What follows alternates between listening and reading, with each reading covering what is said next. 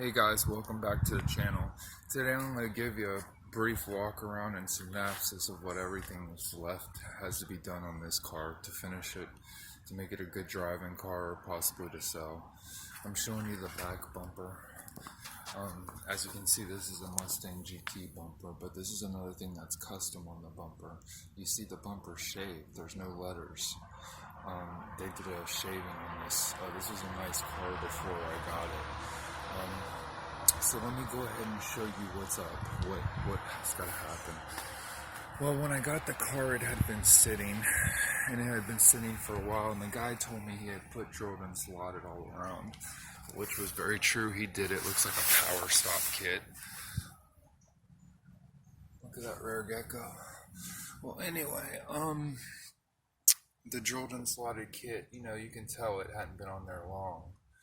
But when whoever did the drilled and slotted kit, they did the kit, maybe it possibly did work at first, but I believe he had rear brake issues. And the reason why I say that is I got up under the car, I jacked it up, I turned the wheels, it was still staying locked up. And especially right here on this side, it was locked up. I couldn't figure it out. Well, I finally jacked it up a third time, crawled up under the car, and the emergency brake cables pivot to the caliper on the back.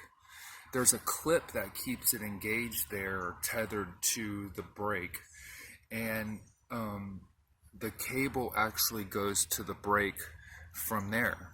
So if that clip's not in there, the emergency brake's going to be applied on the back, because that's where it's supposed to be bolted.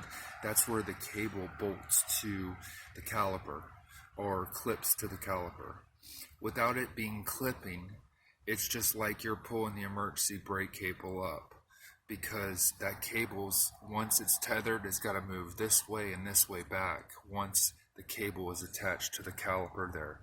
So that caliper, little C-clamp bracket that slides in there to emergency cable and holds it, that's a pivot point. So when you pull the emergency brake cable up, it pulls the cable back this way and tightens the back brake. With that not tethered there, it's further back and it's pulling tension on the emergency brakes. So that's one clip I got to get there. Now I went ahead and looked at the front here, and it's definitely a ball joint issue. It's totally collapsed on this front side, and it's now cambered out, cambered inward.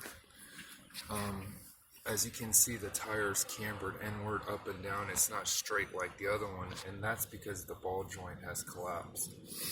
So I'm going to change both out at one time on the ball joints.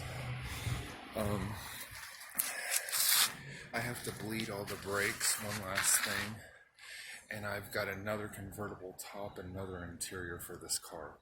The car runs great as is. I might do little things like change the oil and change the plugs, and maybe put different tires on these wheels and polish these wheels up, but the car runs amazing from the previous videos. I want to tell Mason thank you for the car. I really enjoy it. I appreciate it. I'm going to stick it in my girlfriend's backyard after I get her done and have her for a spare for now. Who knows what's going to happen, but somebody's going to get this car for free. As you can see, I have a lot of cars here, and then I got other cars other places, so I've always wanted to try a convertible out, and who knows, my son might want it, or might be a little project where I didn't pay a whole bunch, but I think it'll work out for me.